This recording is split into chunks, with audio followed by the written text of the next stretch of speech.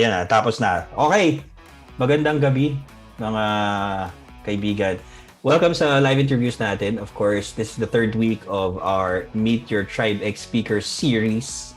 So last 2 weeks natin, you've met 6 of our speakers na. Nandun si Coach Junji, si Coach Tina, nandun si Hamea, nandun si Coach...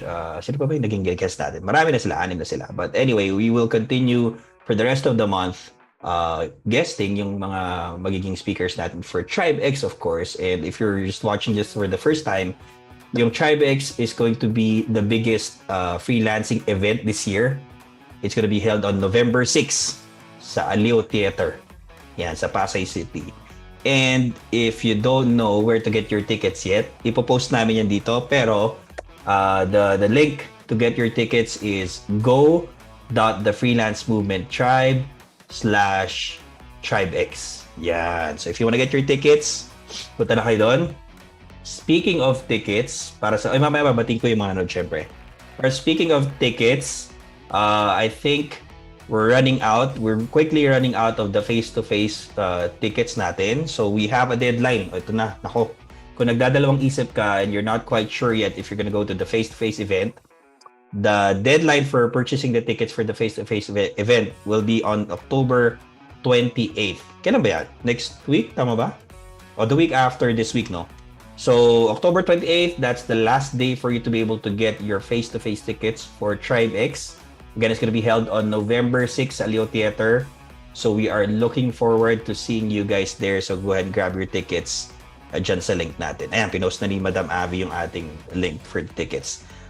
After that, okay, kung hindi kayo makakuha ng tickets for the face-to-face event, pwede pa rin kayo makakuha ng digital pass natin, which is the online access. Or you're gonna be able to watch live online on November 6 pa rin. Okay?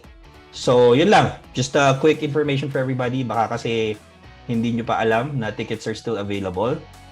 I think though the tickets with the networking event pass is already sold out. So, wala na yun, unfortunately.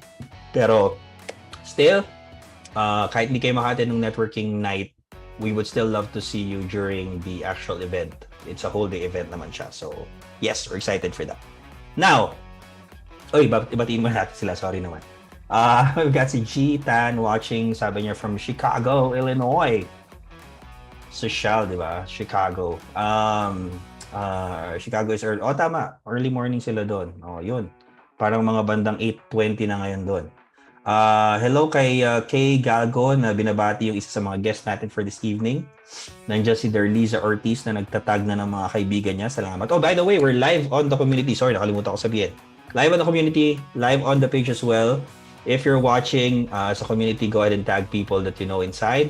If you're watching on the page, you can share the live video directly sa kahit sinong nasa Facebook. They don't have to be on the community or in the community rather. And of course, we're streaming on YouTube as well. So if you want to check us out there, and habang nandun kayo, please hit the like button tapos i-click nyo na rin yung bell icon para ma-notify kayo and make sure to subscribe na rin para mapanood nyo yung mga future videos natin. Okay, balik tayo dun sa mga nandito na. Let's say hi kay sino ba to? Si Darliza Ortiz. Nandiyan si Charlene.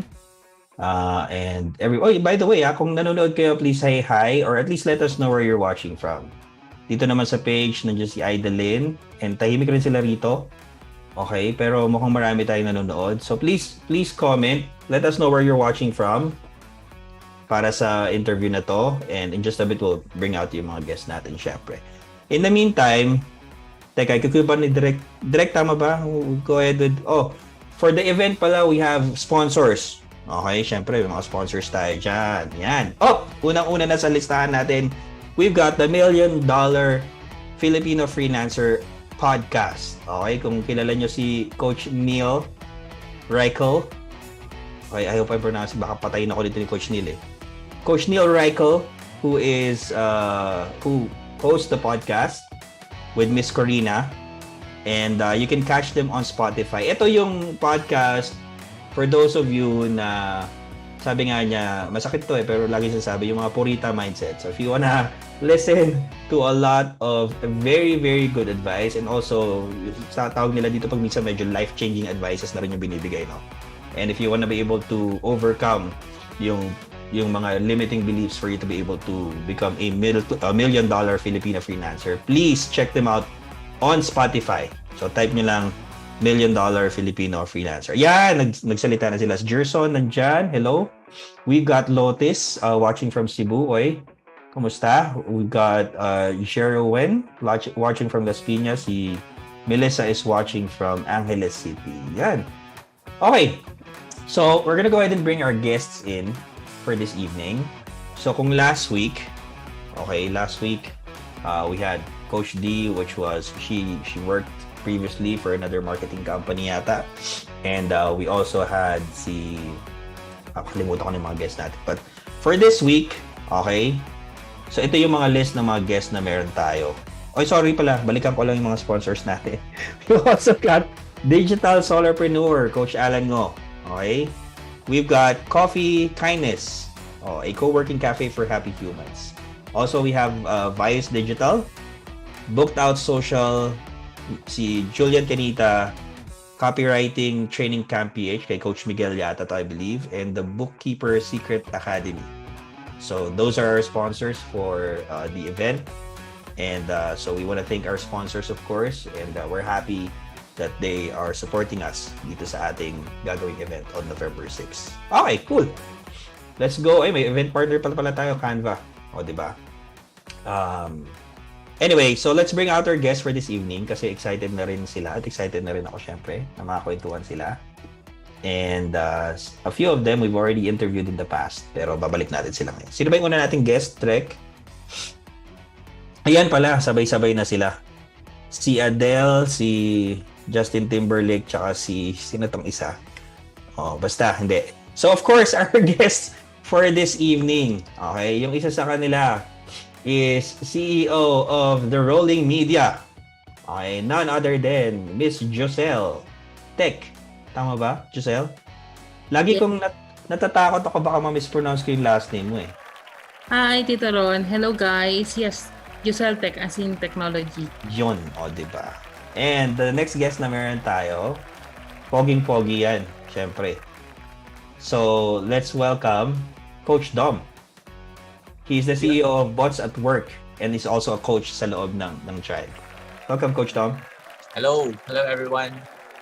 Ang ganda ng background mo ah. Parang, nahiya ako sa mga guests. Teka lang, nahiya ako sa mga guests. Ang gaganda ng background nila yung sa akin, napaka-plain. But anyway, and of course, last but definitely not the least on the list of our guests this evening, she is a creative director of Go Creatives. Tama ba yan? Am I reading that right? Okay. So let's all welcome CV Speechy. Rhymes with Beachy. Baliktad, ano? Oh, Maayong gabi. Maayong gabi, everyone. Yeah. So welcome sa inyong tatlon. We're happy to have you here with us tonight for our live interviews. And as you all know, syempre, yung live interviews natin is our way of inspiring yung mga kasama natin sa community and those who are following us sa page natin. And of course, we want to tell the stories of these freelancers na kasama natin para ma-inspire din yung mga nanonood sa atin. Okay. So, before we go to the questions lang, ayan, may mga nagbumabati na agad si Glyza. Sabi niya, hi daw sa lodi niyang si Peachy. She's from Northville. Uy, saan ba yung Northville na yan? Si Maureen. Oh, by the way, guys, if you're watching, if you have anything that you want to say to our guests or baka may gusto kayong tanong, we'll see if we have the opportunity na matanong sila mamaya. But yes, by all means, type in kung may mga gusto kayo sabihin, kung may mga comments kayo, and we'll make sure to get through or parating natin sa kanila. Okay, cool. Let's start off with, kamusta kayo guys? Okay ba? Excited ba kayo for November 6? Yan yung first question natin. How excited are you? Coach Jozelle, ikaw muna. How excited are you for this event? Well, last week we went to Aliw Theater para mag-ocular. I was really excited going there. Pagtapak ko dun sa stage, iba na yung naramdaman ko. I was nervous na. Kaya kinabahan ako, but I get to, feel na, okay, sige, this is it. This is really is it. So, super thrilled to be part of this and to really meet a lot of people sa November 6. So, Yan. it's guys, konti na lang yung ticket. So, hopefully, hindi kayo mahuli. Yun. Okay. Ikaw, Coach Dom, how excited are you for this upcoming event natin? Super excited, tsaka super kabado din kasi Aliw Theater talaga eh. And to hear or to share our stories sa kanila, we want to give value talaga dun sa mga freelancers who are joining there, especially those who are yung may mga parents na. And most likely, sila kasi yung makaka-relate dun sa stories that you share dun. Yun. I'm particularly interested kay Coach Dom, of course, kasi nga he's a dad. Ilan yung chikiting mo, Coach Dom? 4. Four kids. So to be able to juggle his responsibilities as a full-time dad, kasi wala namang part-time dad no? Full-time lagi. And of course, running his itong agency niya nga, 'di ba? Yung Bots at Work. And marami pang mga ginagawa yan on the side. Aside from that, he is also coaching sa loob ng tribe. And I'm sure he has a lot of other things on his plate. So, yun nga i-share niya is about, being a parent and at the same time establishing a thriving freelance business. Peachy! Yes! Excited ka Over ba? the moon. Yeah, over the moon, Ron. Like, to be honest, hindi ko talaga ini-expect na I would be a part of the speakers. Mhm. And I am very, hindi naman natatakot, but I'm very nervous. But I'm really excited for everyone to be able to witness like these speakers, these freelancers, what are their journey, paano ba sila dumating dito, ano ba yung mga hurdles na pinagdaanan nila. Like, chef's kiss, charot, and ganun. Okay. Now, as you all know, syempre, the event is gonna be highlighted by 16 speakers na meron tayo. And the beautiful thing about what we're doing sa Tribe X is that we're featuring, in the words of John Ngano, we're featuring ordinary individuals with extraordinary stories. Okay? So we didn't get really famous people. I mean, we could probably invite yung mga talagang sikat, no? Pero instead, although alam ko dito, yung iba sikat din eh. Pero instead, we invited, ito nga, ordinary people. People na kagaya ni Coach Dom nga, sinabi niya na you can relate to. Kasi maaring tatay kayo, maaring kagaya kayo ni Coach Jozelle, kagaya kayo ni Peachy, and all the rest of the speakers. And some of the things that they're going to be sharing on stage on November 6 will definitely, kumbaga, tug on your hearts and at the same time, give you a lot of inspiration to take action sa freelance business ninyo. And since nabanggit ko yan, okay, tanungin muna natin, gaano katagal na kayo nag-freelance? Peachy, gaano katagal na for you? Kailan ka nag-start? Nag-start ako full-time. Last Mhm. year lang, Ron. Last 1.5 years, I think. March 2021. Okay. Doon ako nag-full-time freelance.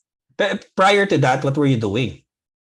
I'm working as a full-time graphic designer for a multimedia agency. So I work from home. Work from Okay. home basically. Yes. So ano to after yung kasagsagan ng pandemic, doon ka kumbaga nag full on freelancing. Half. Okay. Partly half ng pandemic kasi the other half doon ako nag full-time graphic design. Yun. Oh, okay. Sige. Coach Jozelle, ikaw, gaano katagal na? Kasi kanina nabanggit ko, I've seen you a long time ago na. May mga nakita ko mga YouTube videos mo na you were uploading about freelancing na So medyo matagal na, no? Matagal-tagal na. Hindi ko alam kung masasabi ko kasi masasabi rin yung edad ko. But nasa online world na ako, 2009 pa lang. Oh. This has been my field, kumbaga, or industry. But yung actual freelancing started 2017. Oh, okay. And then 2018 ako pumasok ng tribe. So, nung 2009, mga ganong dekada, sabi ganong dekada Araya. Anong trabaho online ang ginagawa mo nun? Iba-iba. Nag-start ako iba-iba, nakakatakot yung iba-iba. Wala namang dyan, yung nakakulong ka lang sa... illegal. Wala namang Okay. Pero merong design, merong VA, virtual merong admin, merong nag-SEO pa ako noon. Like I was really juggling to different kinds of services online. Ah, Kahit anong racket, sige, go push. okay. Pero prior to that, anong ginagawa mo? Prior yung actual work, well, Yes, I oo. recently Before graduated. 2009. So bagong graduate ka noon. Diretso after ng OJT ko, 2009, I opt in to doing online work rather than to stay dun sa pinag-OJT-an ko. Okay. That's interesting, di ba? Kakadibo mo lang daw, sabi ni Nikki. O, di ba? Yes. Sige na nga. 18 na. Coach Dom, ikaw, how long have you been doing this? Sumali ako ng freelancing, siguro mga 2018. Pero before that, 2015 kasi nagbablog ako. But sobrang wala akong alam about marketing. Kaya doon ako pumasok ng 2018, mag-aral ng marketing. So doon ako Right. napadpad sa freelance. Pero as I understand, before kasi you were in the parang photography space, diba? Tama ba? Yeah, oo. Siguro nasa 10 years din ako sa photography. 2007 yata ako sumali nun. Nag-photography. So medyo tumagal din ako sa wedding industry, tapos gusto ko nang mag-work from home kasi magbubuo na ako na family nun. Oh, okay. So that's when you decided to start kasi parang kapag photographer ka, parang always on the go, no? Oo, parating weekends. Wala kang pahinga ng weekends. Okay. So, yun. Cool. Now, of course, each of you have your specific topics for Tribe X on November 6. Yun nga, si Coach Dom will be speaking about being a parent. And ano yung exact title nung talk mo? You're a parent and a business owner. Now what? Yon. Now what? Okay. So kumbaga, now that you're a parent and a business owner at the same time, paano ngayon yan? Diba? Parang ganon. And si Peachy, you're gonna be talking about? You're doing freelancing wrong. Yan, mapanakit ang topic ni Peachy. And of course, si Coach Jozelle will be speaking about how to make your limiting beliefs your lifelong best friends. Yan. Teka, umpisahan ko kay Coach Ems, kay Coach Jozelle. Your limiting beliefs. Now, of course, for those who know si Coach Jozelle, ikaw na mag-explain, Coach Jozelle. Kasi maraming hindi naman exactly nakaka-relate. Pero, of course, you have a condition that you're dealing with. Tama ba? Yes. And for most people siguro, parang ako rito, I'm treading, medyo careful ako. For most people, kasi sometimes when we have yung limiting, conditions, parang feeling natin hindi tayo magsa-succeed. Diba? For you, pahaging lang to, wag mong i-give away yung talk mo, Pero for you, what were some of the things that you had to overcome? Or ginawa mong best friend instead of them being hurdles sa success mo? Well, for all of you guys na hindi pa nakakalam, I have SMA type 3. Basically, wheelchair drag racer ako. Ganda nun So, I've been using a wheelchair since I was 4 years old. So, with me, it's not really just limiting beliefs, but a real limit talaga. Like, I really have a real limitation. Yep. So, growing up, tama yung sinabi mo, Tito Ron, na parang hindi inakala na magsasucceed because yun talaga yung pinapasok din or pumapasok sa isip ko. Kasi bata pa lang ako, I had this conversation with my neighbors. Nag-iisip na sila. Like, pinaproblema na namin agad kung ano yung magiging trabaho namin in the future. And lahat ng trabaho, parang hindi pwede. Parang hindi pwede sa akin. Napaka-komplikado or napaka-laki ng limitation. And so, I have never thought that I would have something na to have for my own. Kasi growing up talagang even the society, hindi mo makikita na may beyond your limitations, not just the limiting beliefs. And so, when you get to see your limitation, like me, ako, araw-araw ko siya nakikita. From the moment I wake up, the moment I open my eyes, hanggang sa pagtulog, kita ko siya or ramdam ko siya. And so, yung mga feelings na yon, thoughts na yon, nagiging limiting beliefs siya ng sobra. And so, even, yung pag-aaral, naging ano siya pa siya. Wait. Hello? Yeah, okay na. Medyo naputol lang konti, pero okay na siya. So Oo. yun, parang lahat hindi naging normal. Kumbaga, although the best thing is pinapalaki kami ng normal nung family, nung parents namin. Even though the society, the surroundings are telling us na you guys are not normal, you are different, kumbaga. Mhm. You have a different situation, but the family is saying otherwise. And so, mahirap, magulo, pero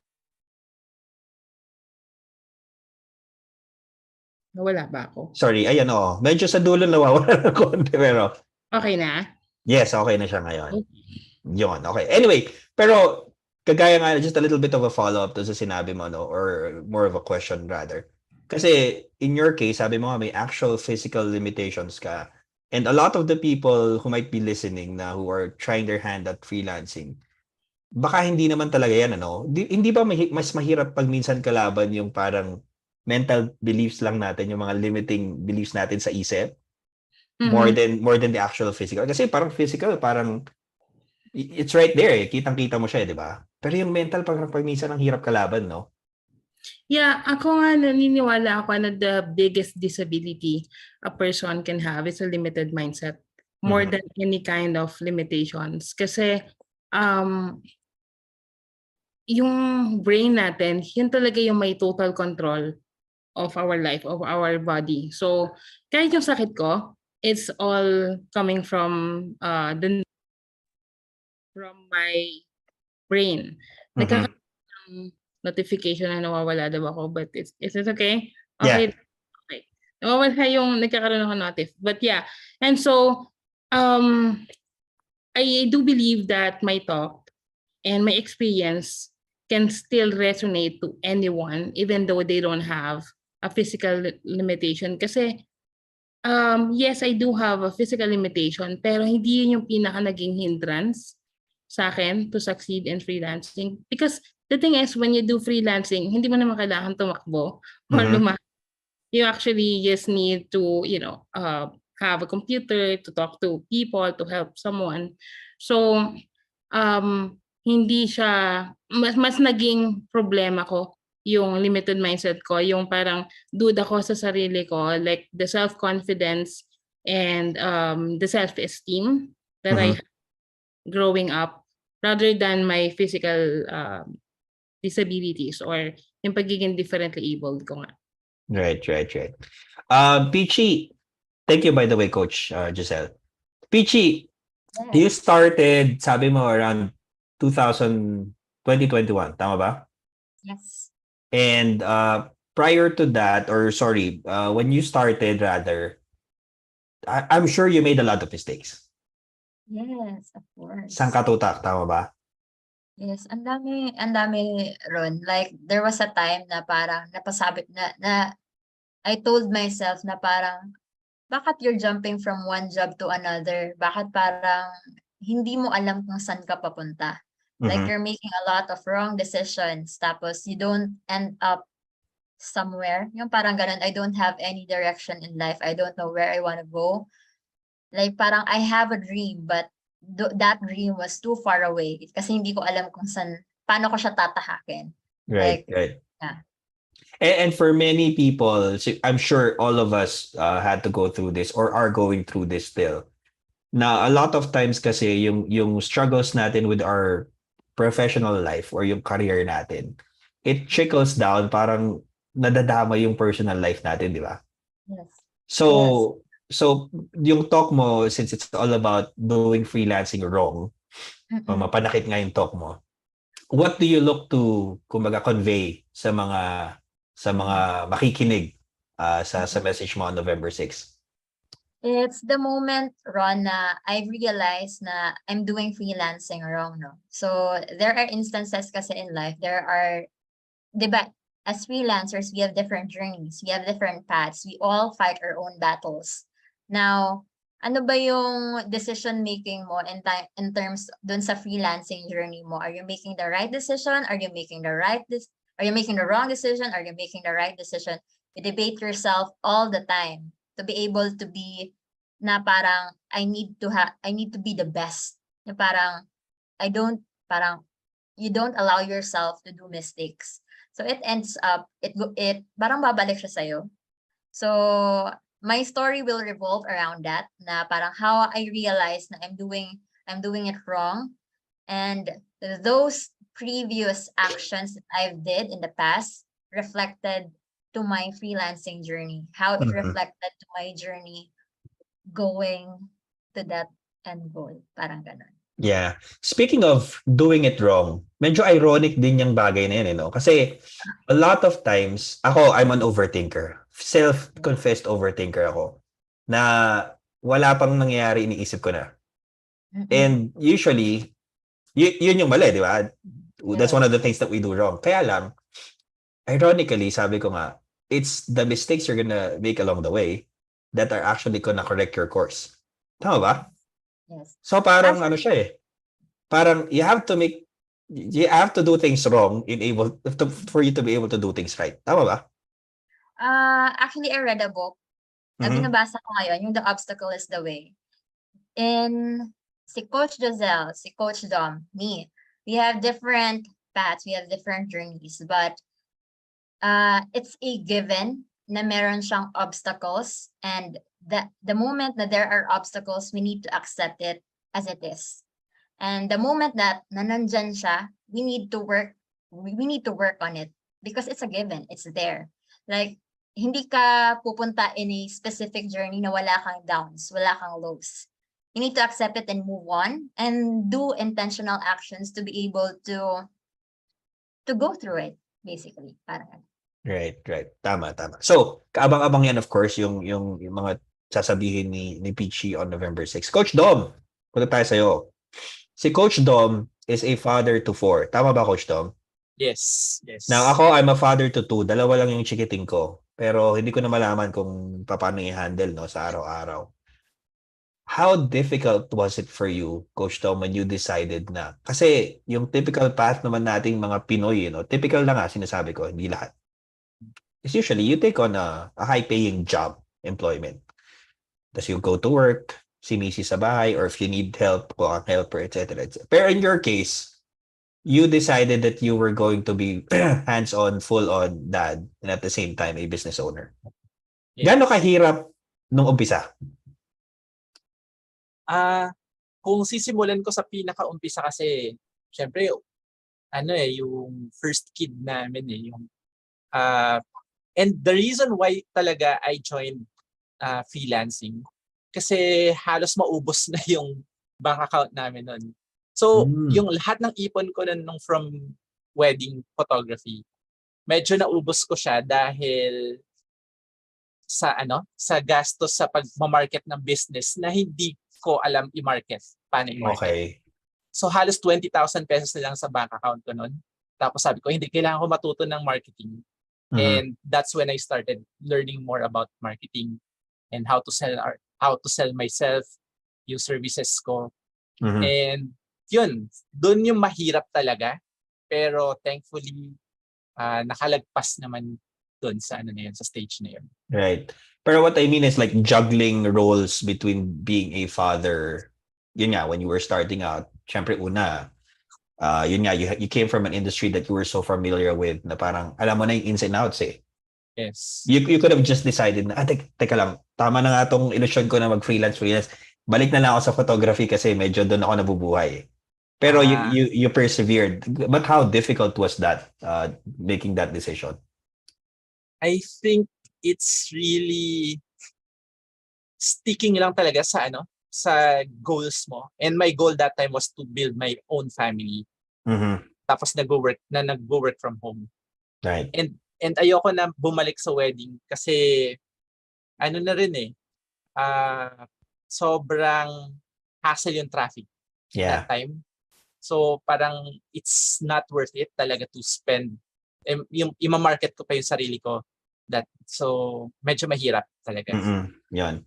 So you had to put your foot down na parang, teka, tama na yan. Okay na. I have to make this decision na parang ito na yung path talaga. Oo.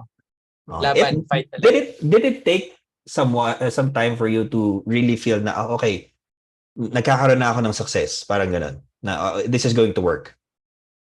Yeah. For some freelancers, maganda yung ano nila, yung success rate nila.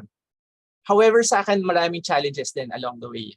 Mhm. And it took years bago ko masabi na parang, alam ko na ngayon kung paano mag-market ng sarili ko. Right. And yun, siguro mga 3 years din yata bago talaga ako nakakuha ng break Mhm. and nabuo yung company namin. Nice. Coach Jozelle, ikaw, you've been doing this, sabi mga online work since 2009.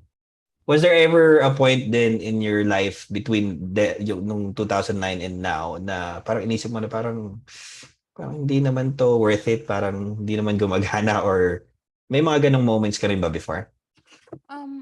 Before kasi, nung 2009 up to 2016, I had no idea about the premium freelancing. Ang alam ko lang, like, I work from home, pero corporate pa rin siya somehow. I Mhm. have a boss, I have a company to work with. And for me to be able to earn more, I have to do more. I have to work more.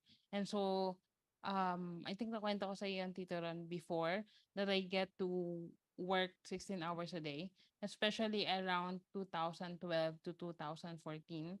Kasi Mhm. yun yung time na nag-start ako to live independently.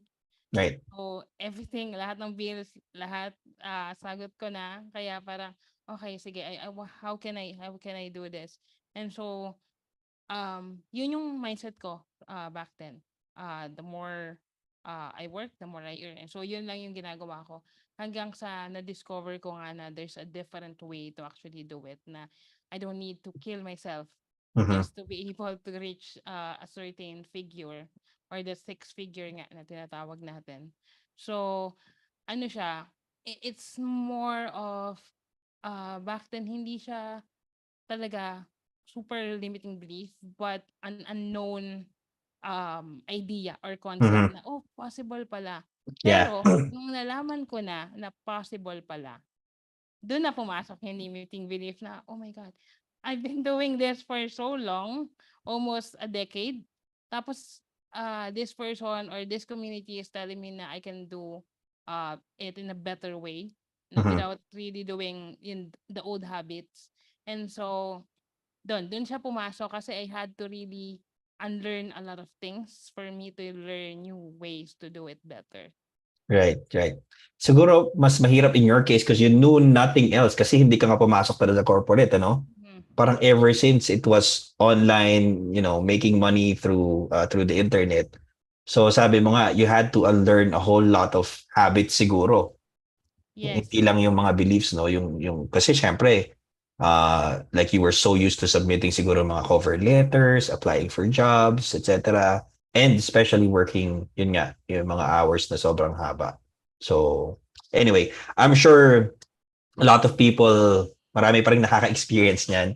And so, talagang, I think it's very, very appropriate na one of the talks rather that's gonna be delivered sa November 6 is yours. Kasi talaga, humina daw yung mic mo yata, coach. Okay na?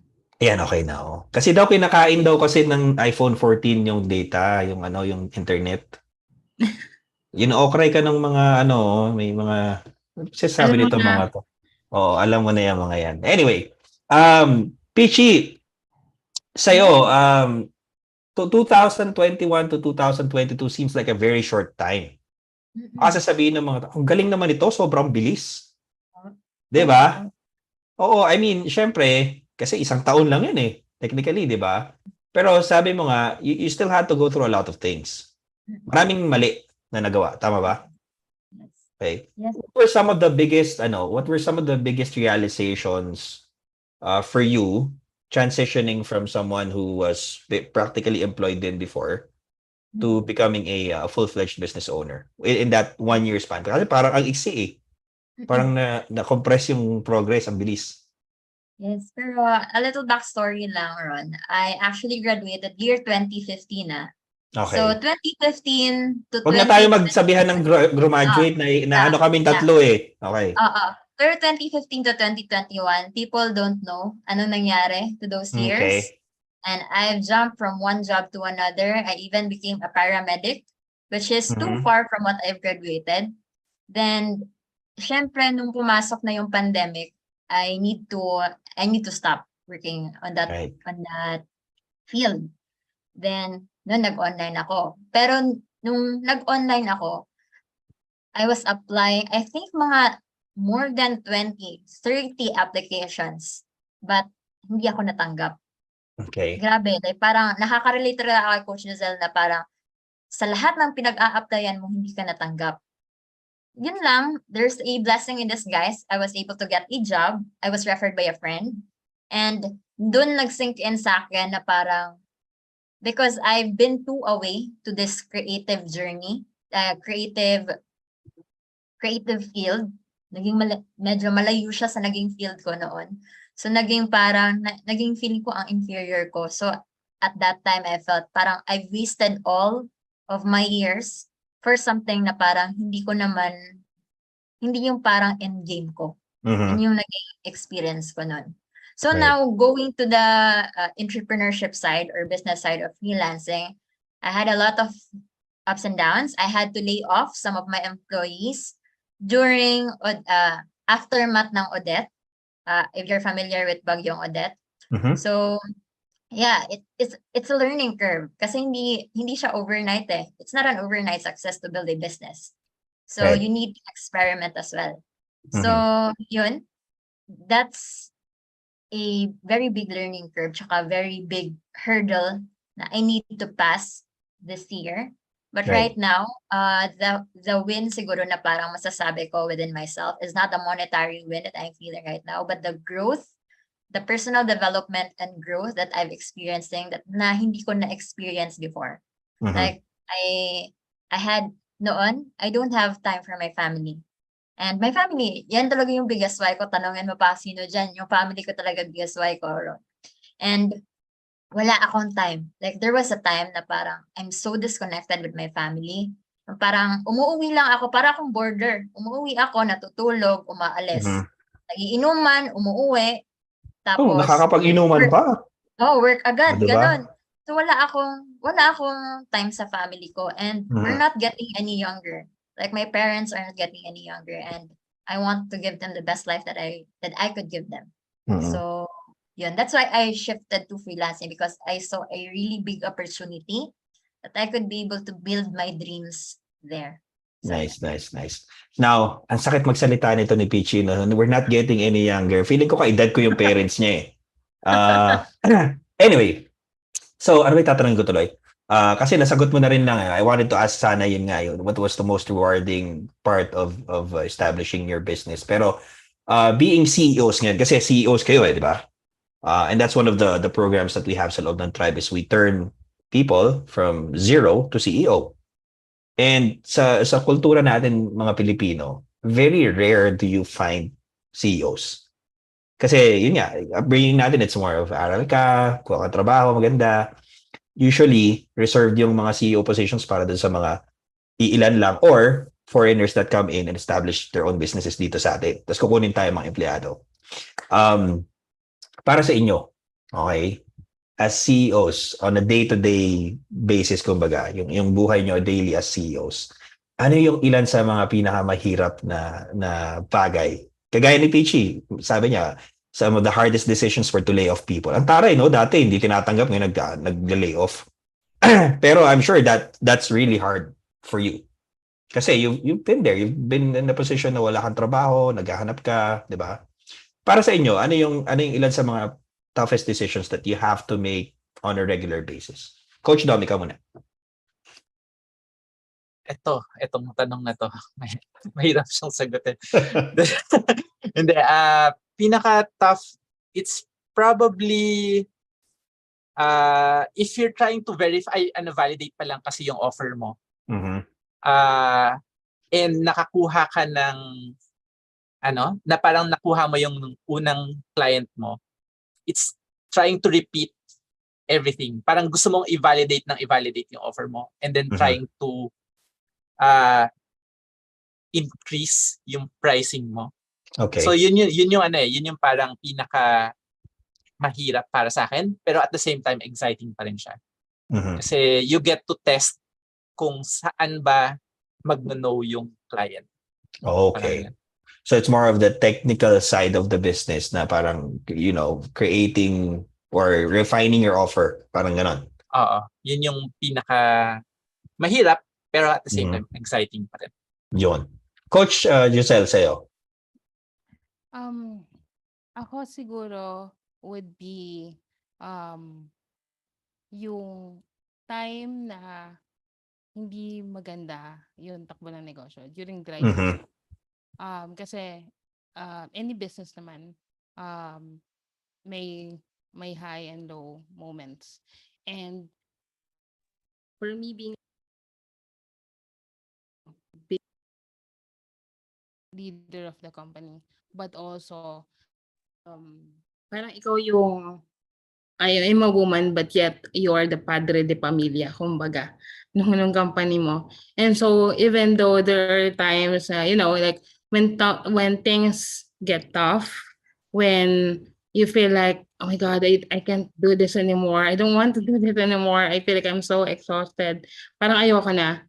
And yung decision mo na to brave through it, because you know na hindi lang ikaw yung maapektuhan, pero pati yung team mo, pati yung pamilya ng team mo. Those were the days na talagang kailangan mong lumaban talaga.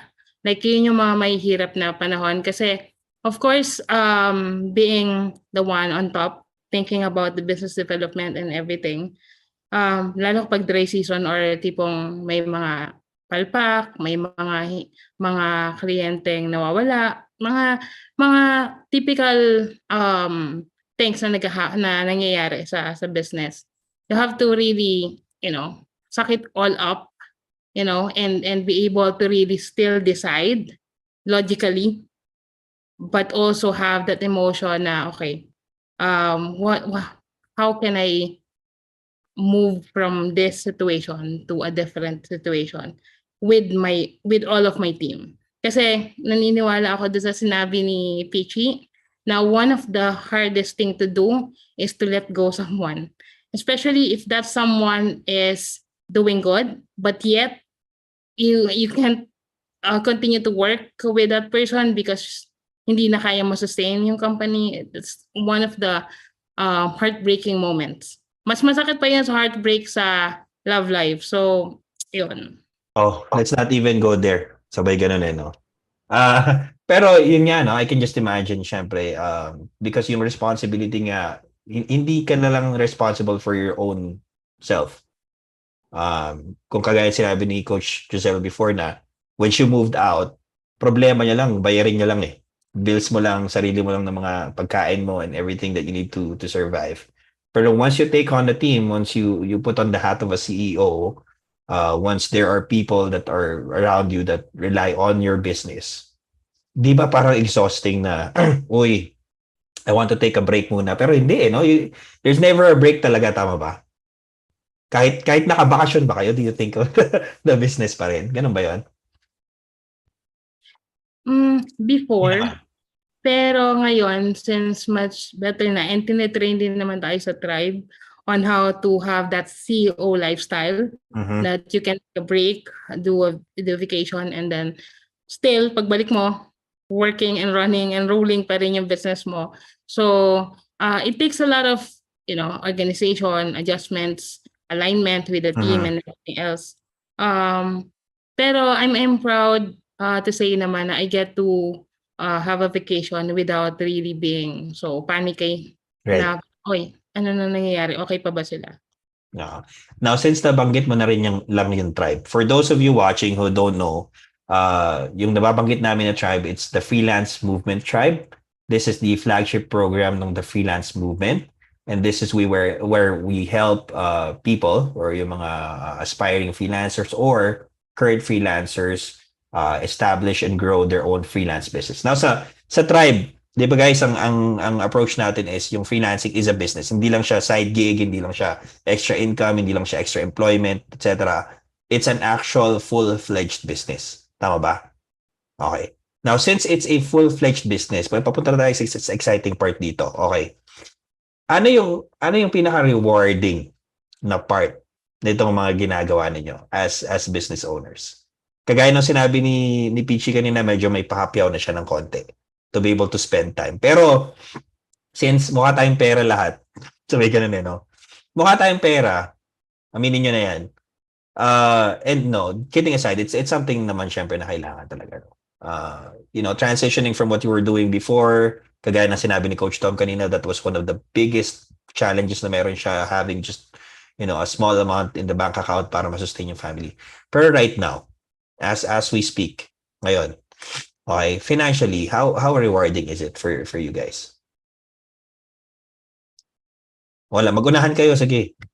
Kahit sino. Peachy, ikaw na mauna. How rewarding is it for you? Yes, Okay. very rewarding, charot. Yan ba ang Pero pinabili mo yan- ng bagong condo mo dyan sa likod? Yan ba? Ito na ang bago kong condo, charot.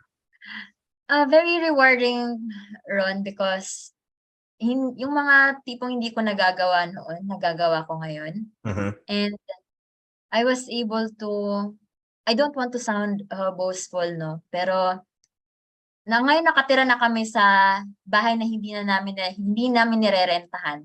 Mhm. Because for the past 22 years, may couple years. For the past years, Ron, we were living, like NPA kami. We don't have Mhm. any permanent address. So we came from Davao, nagcagayan de Oro kami, nagcebu kami. So ang dami naming napuntahan. And ngayon, we have a place that we can call home. Mhm. And nandito na rin yung biggest why ko. Actually, yung tatay ko nag-retire na siya. Akala ko nag-freelance na rin eh. Actually, tinatanong niya ako, Kerry Jaud ba daw mag-digital marketing, gano'n. Aha. So, Kung kaedad ko lang siya, pwede, no? Kaya pa. senior citizen na siya, pero Ay, sorry.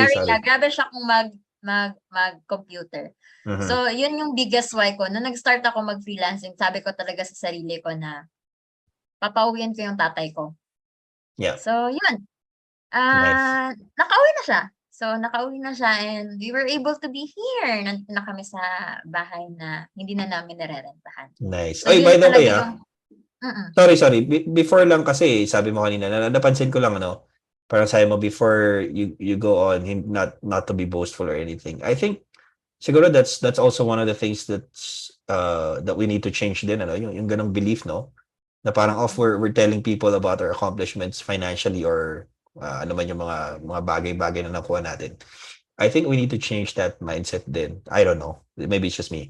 Na parang nagyayabang tayo. Kasi, it's really something to be proud of. And yung mga tao naman na feeling nila nagyayabang ka are probably the ones who are a little insecure siguro. So, siguro we need to change that a little. Naisip ko lang siya bigla. Okay? Kasi nga, it's oftentimes the beliefs natin na yung mga bagay na that are stopping us from really succeeding. O, di ba? May mga nasabi lang ako. Coach Dom, sa'yo, coming from that 20,000 sabi mo natira sa bank account mo to now na yan, matchy-matchy na yung mga furniture mo sa likod, naka-yellow team ka na, di ba? No. So how rewarding is it for you? Actually, it's very rewarding kasi recently nag-give birth nga yung wife ko. So Congrats. so we had to parang pay the hospital for a cesarean fee. Mhm. So, and we know the pag cesarean, alam natin sobrang mahal siya. So ngayon, instead of worrying just 20,000 lang yung pera ko, ngayon kaya namin bayaran yung at least yung pang-hospital, di ba? So yeah, it's very helpful ngayon na may freelance business ka. And it takes away a lot of the stresses, tama ba, Coach? Yeah, sobrang nakakahinga ka and Mhm. hindi ka sobrang worried na saan manggagaling yung next na pambayad mo. Right. Si Coach Jozelle kasi feeling ko, sabi nila kaka fully paid lang daw ng iPhone 14 nito eh. Kaya daw mahina internet ngayon. So bukod sa you're able to buy things like that, now hindi masyado nag-aalala, what other kumbaga benefits and what are some of the good things about being more financially stable sa ngayon? Coach, wala audio. Oh, kinain na ng iPhone 14 yung audio mo. Ayan. Wala pa rin, Coach. Antayin namin. Oh, bibili ng studio yan bukas. Nawala pa rin, oo. Oh. Antayin natin si Coach Jozelle, babalikan natin siya. Pero if you don't, I hope Coach Jozelle doesn't mind me saying this, no? Yun nga, nalaman ko recently that she has been doing parang outreach work. So I guess that's probably one of the things that talagang you can be super proud of. And yung ability to be able to do those things without worrying about, kung saan ka kukuha ng panggastos for those outreach work siguro is probably one of the biggest things na na si Coach D na pakaingay sa chat, no? Na yun nga, to be able to do those things, malaking bagay yon for somebody. Ayan, babalik yan si Coach Jozelle mamaya. Okay. In the meantime, habang inaantay natin siya, let me just remind everybody, Tribe X, the biggest freelancing event that's going to be happening this year, will be held on November 6 sa Aliw Theater. So for those of you who haven't gotten your tickets just yet, meron pa tayong available na mga tickets for the face-to-face event. So you can get your tickets. Just go to go.thefreelancemovement.com/tribex and you'll be able to get your tickets there.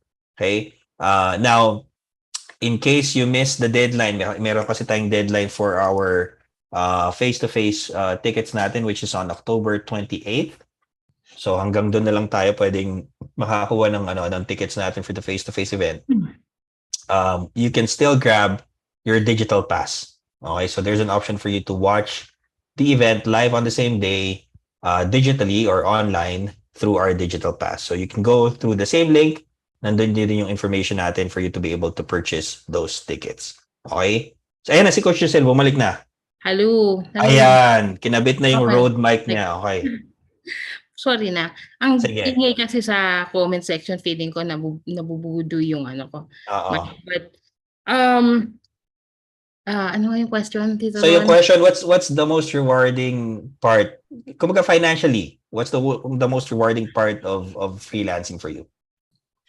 I just experienced it over the weekend, spoiling my family, especially my nieces.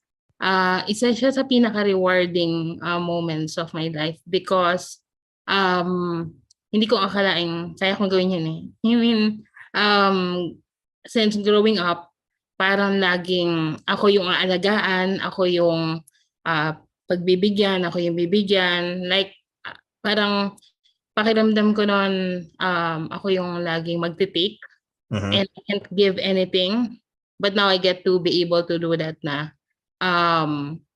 without really thinking, without really overthinking about it. Na tipong, okay, gusto mo yan? Sige, gawin natin. Like, for me to be able to provide something for their happiness is real happiness for me. Because I truly believe, yes, I would agree. I love making money. And tama yon. Kasi yung kay Peachy, I think that's part of limiting belief na hindi naman talaga tayo nagyayabang. It's just we're really happy that we are able to make something for ourselves. And I truly believe that time is freedom. So para sa akin, sobrang importante niya. I mean, time is freedom. Money is freedom. Yeah, it affords you certain freedoms naman talaga, di ba? So that's really good. Anyway, before we close tonight's interview, of course, I'm grateful that you guys are here and na medyo, nakapag-inspire kayo sa mga taong nanonood. And of course, nabigyan niyo rin sila ng konting idea what's going to be happening on November 6. Pero before we formally close this interview,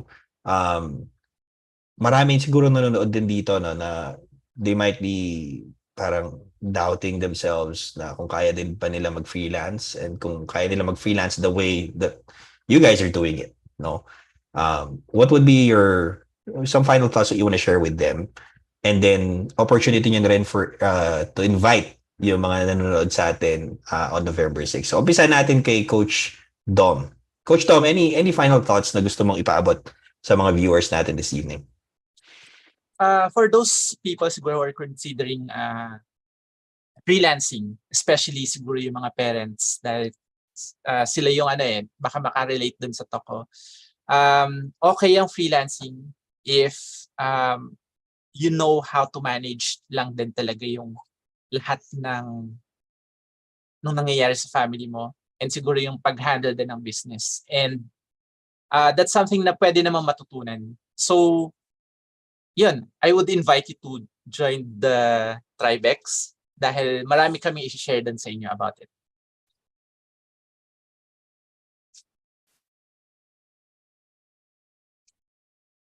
Nice, thank you. Sorry, nawala yung ano ko.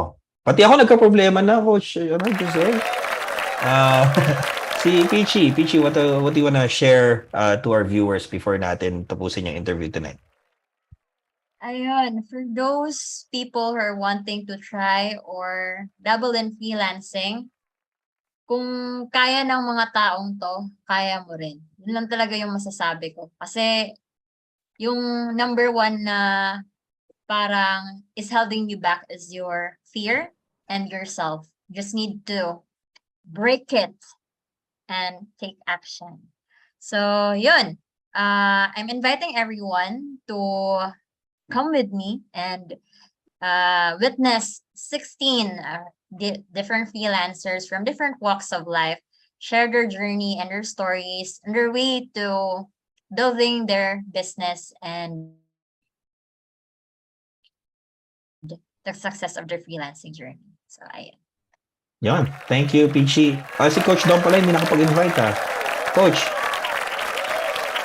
Ayun, sige. I'm inviting everyone to join the Tribex at Aliw Theater on November 6. So we hope to see you there and sana magkita-kita tayo especially sa networking night. John, 'di ba? Excited din ako diyan sa networking night na yan, of course. Coach Jozelle. Okay. My message is for people, specifically for people na naniwala or naramdaman nila na wala na mangyayari sa buhay nila, na may disabilities katulad ko or nagkasakit, especially nung COVID, nagkasakit o nawalan ng trabaho. Yung mga tao na nawalan talaga ng pag-asa na parang gusto na sumuko. Like nandun na sa pinaka-edge of giving up. I want to talk to you and tell you na we're not put on this world to surrender sa takot, sa mga duda, sa mga limiting beliefs and insecurities natin. I think we are put here sa mundo na to overcome or better yet, embrace them and to really know who we truly are and what we can make of ourselves. And so I'm really inviting you guys on November 6 at Aliw Theater. This event is for you. Just like what John said, hindi ka uuwi ng mag-isa o hindi ka uuwi from the Tribex nang walang kakilala. If you think pumunta ka doon, nilakas mo yung loob mo, and wala kang kilala, feel free to approach me and the rest of the speakers as well as the Tribe admin team. We are here for you. We are supporting you. We are rooting for you because I believe that this is the day that we should really go out and unleash our greatness. So I hope to really see you there. Yon, thank you so much, Coach Jozelle, Coach Dom, and of course kay Peachy for gracing us with your presence sa interview natin tonight. Once again, we're inviting all of you to join us on November 6th sa Aliw Theater, Tribex, 16 speakers, ordinary people that have extraordinary stories. Please get your tickets. Go to go.thefreelancemovement.com tribex. Grab your tickets there. And I'm personally excited kasi of course I'm gonna be there as well. And kagaya sinabi ni Coach M, ni Coach Jozelle, it's gonna be a big opportunity for a lot of you guys and for all of us as well to be able to network and meet a lot of different people. And siguro the strongest siguro benefit din of being part of this community really is the community itself. Having people that you can talk to and all. So excited kami dyan. And with that, salamat. Salamat sa inyo, Coach Dom. Salamat sa inyo, Peachy. And salamat sa inyo, Coach Jozelle. We're looking forward to seeing you sa November 6 at marinig yung mga messages ninyo. And next week, of course, it's gonna be another set of guests that we have.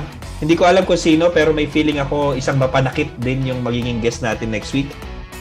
Parang yung $1 million Filipino podcaster yata yon. Hindi ko lang alam, hindi ko sure. Pero that's gonna be an exciting interview as well. So abangan nyo yan.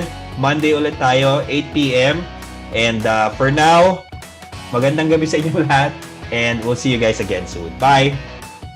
Action, focus, feedback, routine, grit, repeat. Tribe X 2022. Now, during these times, countless of Filipinos have turned to online jobs or online freelancing. Now, the freelance movement offers a different and better way of freelancing that's one, based on value, where clients see freelancers as a partner instead of an employee. It's the kind of freelancing where you don't need credentials, portfolio, or experience to land high-paying clients that pay you upfront. Now, Tribe X 2022 is where you get to hear our stories, right? We are the freelancers who went from zero to CEOs. And why are we doing this? Well, the answer is simple. It's because we'll never get tired of helping people like you to seize this opportunity called freelancing.